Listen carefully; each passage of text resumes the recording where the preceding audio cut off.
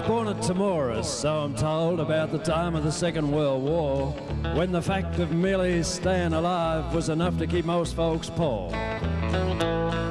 We lived on the farm 30 miles from town, and nothing much ever came around, except a hillbilly show and the time of day and the annual rodeo. Saturday mornings we'd hang around town like young blokes mostly do.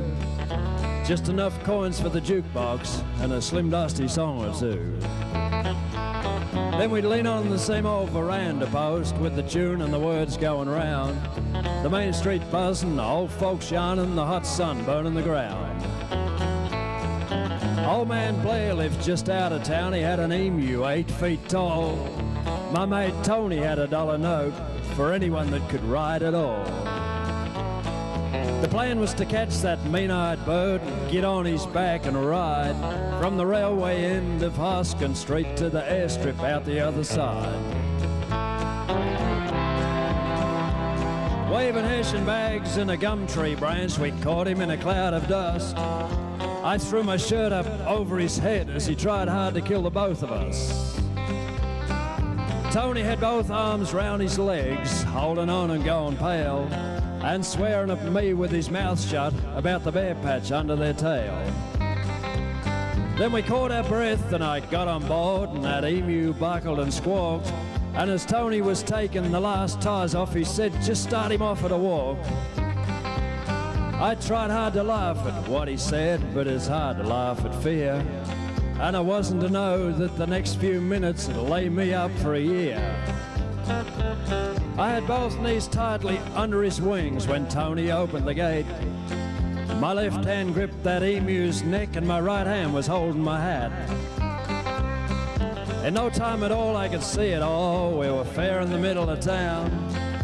Folks were running, cars were stopping, they all knew I was hospital bound. I swear I was doing 110 when I went past Adamson's store. I was out of control and the meanest beast the townsfolk ever saw.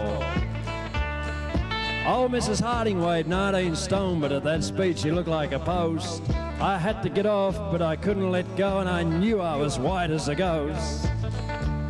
Well, that emu seemed like he'd never slow down. In fact, he was gaining speed.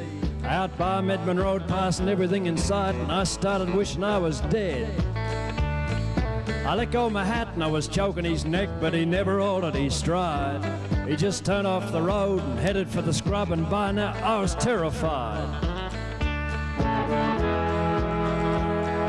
Tall gums looked like a fine-tooth comb as they went swishing by.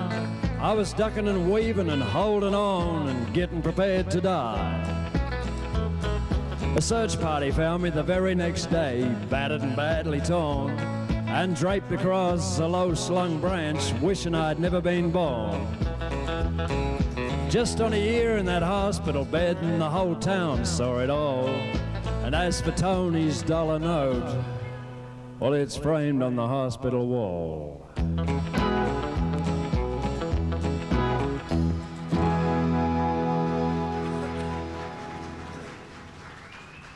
Thank you very much.